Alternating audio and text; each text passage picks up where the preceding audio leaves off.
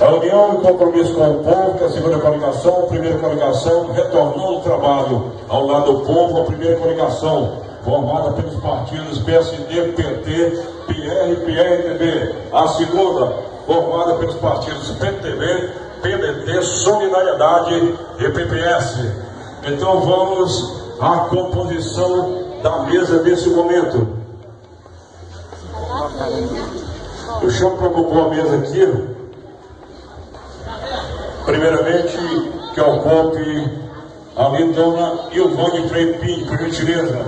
Dona mesa em ação de palma, é a dona Ilvone.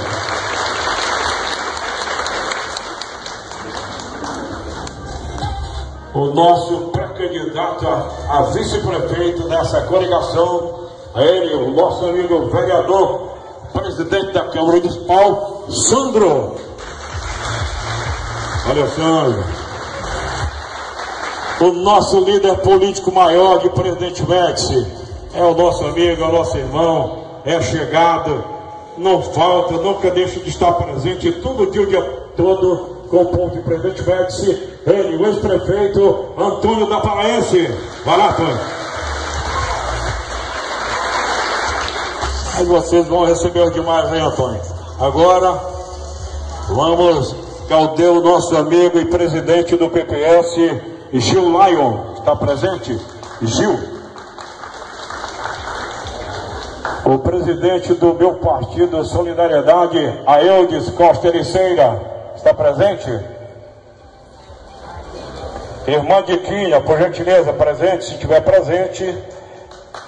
Tá certo que venha para compor a mesa. Irmã Diquinha, por gentileza. Os demais que eu falei, o pessoal da recepção, proporção que eles forem chegando, que encaminhem para lá, tá? Que não está aqui, a Eudes e o Gilvaio.